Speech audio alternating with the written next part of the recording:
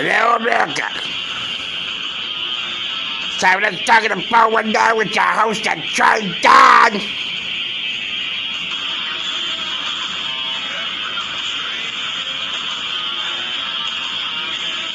Man, we got a sickness going on here in America. And we need a cure as soon as possible.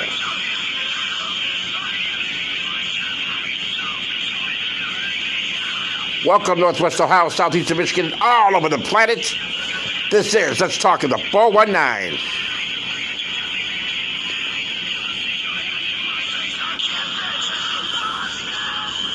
Good evening, or good afternoon, or good morning, wherever you may be around the country and around the world. I am Detroit Don. This is Let's Talk in the 419. A lot to get to today on your Saturday. 2 days before the 1st of June 2020, and things are still upside down and sideways, to say the least, in our great American cities around our nation. It's morning here in Toledo, Ohio, where I am, Northwest Ohio, the great state of Ohio. We are broadcasting you live here on YouTube, going into Facebook Live later on, and yeah, we have Mo with us here. Mo, good morning. How you doing? Doing okay, man. How you doing, Don? A lot of terrible stuff going on. Yeah, there is a lot of terrible stuff going on, Mo. And we watched the TV last night, and if you haven't, if you got cable, or even if you don't have cable, it's just not every station. It's absolutely heartbreaking what's happening to our nation. And when I first started doing this show back in last summer. And I repeat myself again. I keep repeating myself, but it's worth repeating. We wanted to bring a common sense concept, into the discussion of what's going on, topics of the day. So we're trying to find a common sense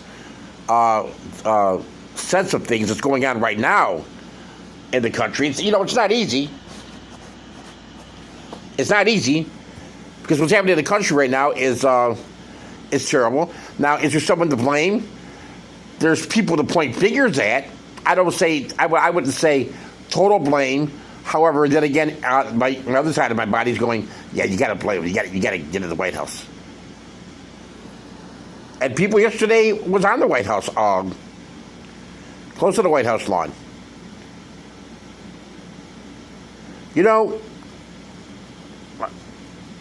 Boy, there's such words as unbelievable and great and fantastic. In Donald Trump's world, Don John's world, I didn't want to say his name this soon on the show. I know, man, but it is what it is. And in Don John's world, La La Land, wherever the hell he lives, it certainly isn't where we are. Everything's fantastic, great, unbelievable, unreal. And that's not America right now. I mean, its core is always going to be unbelievable and great and awesome. I mean, am I struggling right now? No. People I know struggling right now and don't have food, stuff like that? Not really. No. But then there's that part of the nation that is hurting. Not to mention, we have an epidemic going around. Could 2020 get any worse? Oh, I did not say that out loud. And I'm sorry, Mo. I did not say that out loud. Nah, don't start, man. I'm not starting. I'm just saying. I didn't mean to say that out loud. Yeah, you got me going now, man. Don't do that. I just said I was sorry. I'm sorry, Mo. Don't freak me out, man. I'm going to run to the hills. Back up New Orleans. New Orleans got hills? When this happened? They got plenty of hills, man. That hills you don't know about. Well, they got swamps. I didn't know they had hills. Anyway, but yeah. America is upside down, and we're going to talk right now and try to get some type of common sense out of all this. and it's not going to be easy, and it's not going to be what you want to hear, and it's going to suck at times. But we have to do this. We that festering scab, we have to pull it off and put some peroxide on there and try to get better. Because if we don't, it's going to get worse and worse and worse. And we're going to cut it off. I don't want to cut pieces out of America. I like America just the way it is. I love apple pie. And if America was an apple pie, I would never touch that apple pie. I would never cut it up. You're weird, man. You're just weird today. Thank you. Anyway, so what happened overnight? Oh, my God, where do we start? Of course, we have the George, this is what it's over, a murder on national TV, and a murder on national, listen to me, okay? Here's a cop in Minneapolis, Minnesota, who chokes a gentleman out, George Floyd, who chokes him out on national television. He kills the guy. People are standing around with their phones going, what are you doing? Stop that. He can't breathe. Well, the guy's telling him, I can't breathe. I can't breathe. Please stop. I can't breathe. Will you stop? The officer keeps his foot, or his knee on George's neck. 8, 9, 10 minutes go by. It's still there. The paramedics pull up. It's still there.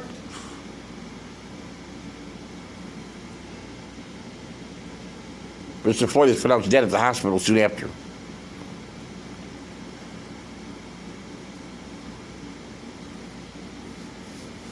Riots break out about 72 hours ago. They started rioting in, not protest. I'm not going to call this a protest. I'm calling this what it is, and it's a riot. When you start taking other people's businesses from them and you start looting, it's a riot. You now lost the right to say it's a protest. That's just me. But that's just, I think, that once again, we're getting into the concept of common sense 101, what we're doing today. What we doing today, Mo? Common sense, man, 101. Thank you. So that's number one.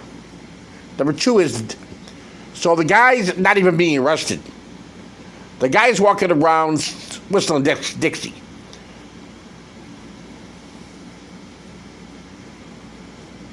Finally, yesterday, they arrest the guy. And they charge him with third-degree murder. Or manslaughter, or whatever it is. Third degree. Another punch in the gut for the city of Minneapolis, and more so, the George Floyd family. Are you kidding me? Are you kidding me? It's that first-degree murder where the guy was seen by everybody in the universe. Kill this guy. It's third degree, where he can be out in 25 years. The coroner, good old coroner of Mayberry, says, hey, the guy had high blood pressure, and he was obese or whatever, and he had maybe some heart problems.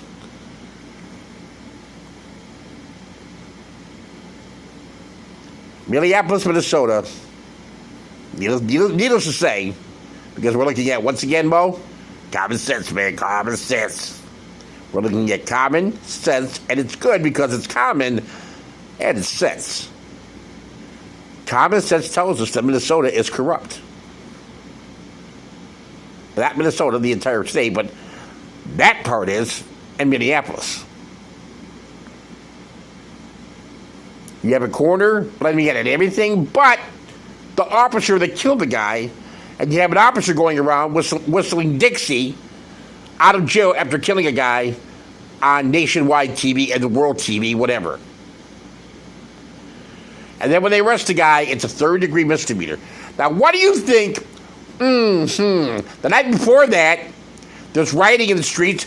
They burn down everything they come across. They do looting. They loot it. What did you think was going to have happen? Not to mention, we almost forgot here, Mo, not to mention the president going on his Twitter foes here and tweeting a guy from the 60s who he claims I don't know who he is. I didn't mess up. I'm so perfect.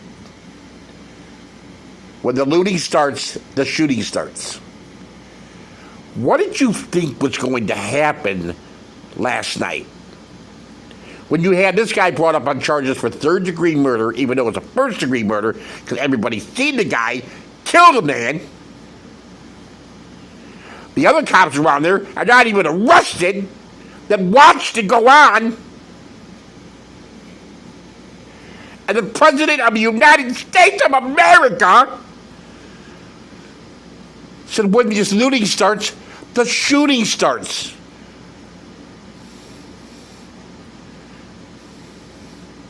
Taken from a white supremacist mayor in the 60s. And Trump just happened to, I don't know, he just happened to say, you know what? It wasn't my fault. I never was like that. I'm not like that. I didn't know that was like that. Really, Mr. Trump? You had no idea that was like that. Now that Minneapolis and St. Paul and other cities, these protests, they're happening all over the country. No one condones this kind of destruction. But what do you say to these protesters, many of whom are outraged, Mr. Vice President? They are sick and they are tired of black men being unjustly killed. What do you say to them? I say they have the right to be, in fact, angry and frustrated. And more violence, hurting more people, isn't going to answer the question. But they're totally correct. And it's time it stops. We have to have, look, think about this. You and I have talked about this before, Don, in other contexts. You know, I used to think that you could defeat bigotry, but it only hides. It only hides. And when it's given oxygen, like has happened since Charlottesville and on with this president, it in fact brings out the worst and sort of condones activity that is across the board totally inappropriate. And we must speak out. We must speak out. We must move on this. We must hold people accountable. It is absolutely essential. There is no alternative but to hold perpetrators accountable and keep speaking about it, because I believe the vast majority of American people of all colors, backgrounds, race, religion, think what they saw is absolutely wrong and intolerable. What do you think of the president's comments when he tweeted, when the looting starts, the shooting starts? Do you think the president is stoking racism and inciting violence with those kinds of comments? I think he's thoroughly irresponsible. Thoroughly irresponsible. I mean, it is just absolutely, he talks like, I'm afraid I'll say something I'll regret. I just find him thoroughly, totally irresponsible. But you know what, Mr. Vice President, in this moment, people want you. Pain, a city in pain. They want to hear from you. They want your honesty.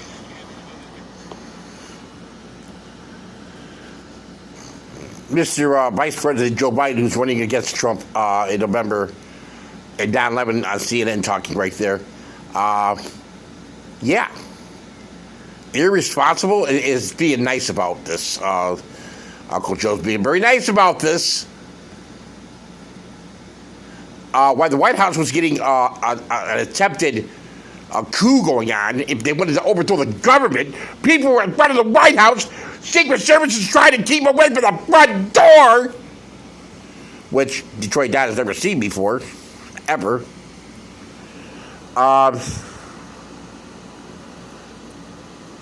It got nasty, and it got nasty really, really quick. Outside the White House this evening, there's a live look outside the front gates. We're told that there's a lockdown in effect, meaning that people who are there, reporters, are not leaving the premises. businesses at this moment. Looks fairly under control, but there's a pretty good crowd going out there this evening. We're also seeing a similar scene unfolding at this hour in Atlanta, Georgia. Take a look at these aerial shots that we have. This is outside CNN's world headquarters, where we're told that protesters have smashed the windows trying to enter the building. We told you moments ago about the CNN reporter who was arrested with his crew and then released in Minneapolis. We're not sure if there's a connection, but obviously this is all, the base of all this is the killing of George Floyd by a police officer in Minneapolis. So my next guest joining me now as we take a look at all of this is the former safety for the Minnesota Vikings, and he writes about... Remember the president on TV almost every day talking about fake news? Talking about how bad CNN is? It's bad. It's fake news. It's terrible. Don't believe them. Fake news, CNN. Not going to talk to you. Next. No, you're from CNN. I know you. Yesterday, protesters, imagine that, broke out windows in Georgia, Atlanta, Georgia, of CNN's home base. The station that's covering and doing the best coverage of the pain that these people are going through around the nation for Mr. Floyd. Mo, common sense now, we're losing common sense. We're losing common sense, people. But if you think that's great, if you think that's awkward, I can show you something right now that's more awkward than Donald Trump's head, okay? Patrol early this morning when a CNN crew was approached by state police. Reporter Omar Jimenez was live on the air. After showing credentials, Jimenez asked police where they should go. We can move that to where you'd like. We can move that to where you'd like here. We are live on the air at the moment. Moments later, Jimenez was arrested. Why am I under arrest, sir? Officer, he's under there right now. Okay. We're arrested and live on CNN. We've been told before that we are on with CNN. Then, one by one, the entire crew was placed under arrest as Allison Canorata narrated from studio. This is our camera crew, our CNN camera crew, being arrested. Within an hour, Jimenez was back reporting live. When they released you, was there an explanation? That conversation may have happened above some of the people that we were with. For us, it was literally a situation of, tell me who you are. Something they had already done. Once released, the Minnesota State Police issued this statement that reads in part, in the course of clearing the streets, 4 people were arrested, including 3 members of a CNN crew. The 3 were released once they were confirmed to be members of the media. Apparently, they forgot to mention the part where the governor told them to let the crew go. Dan, one of the things that was... Excuse me, they left out the part where the government said let them go. They arrested a black reporter from CNN. They arrested a black reporter from CNN. They arrested a black reporter from CNN. They arrested a black reporter from CNN!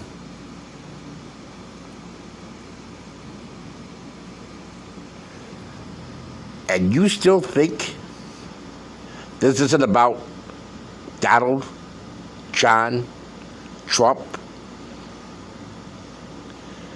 You are out of your effing mind.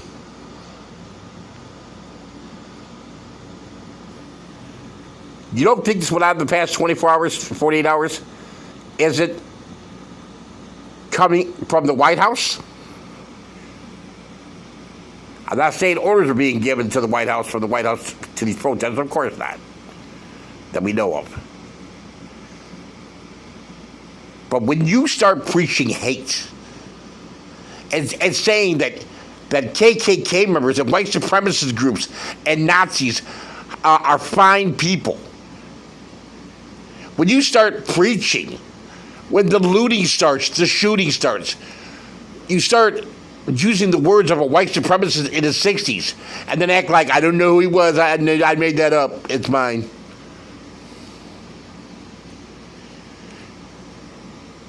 We start putting kids in cages because they're not our kids. Because of a wall you want to build. And the countless other times that black males and women in this country have been gunned down over the years. What did you think was going to happen?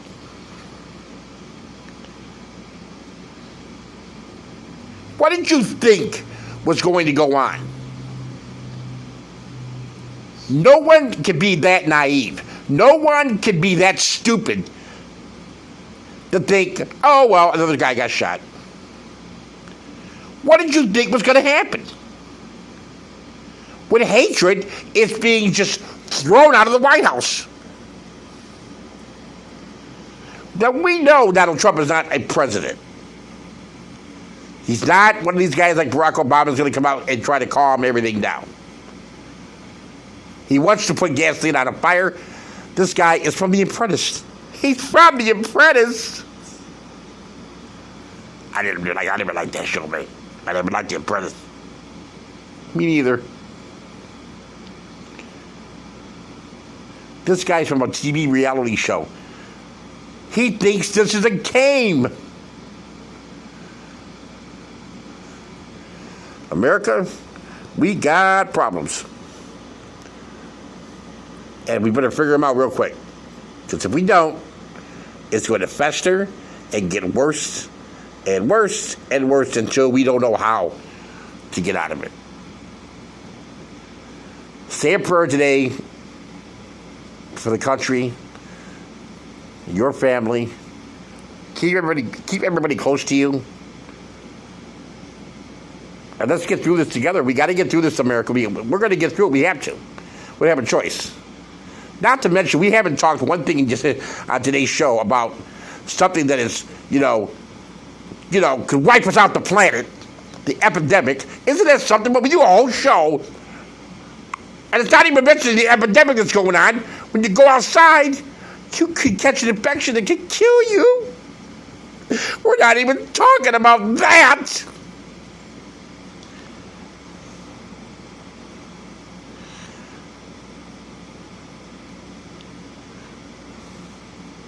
Stay home, stay safe, and we will talk to you eventually again, America.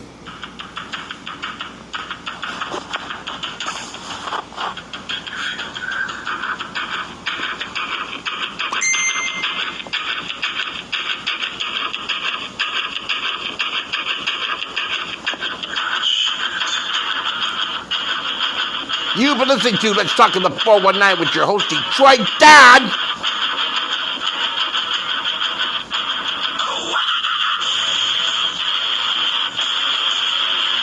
Have a great day, everybody.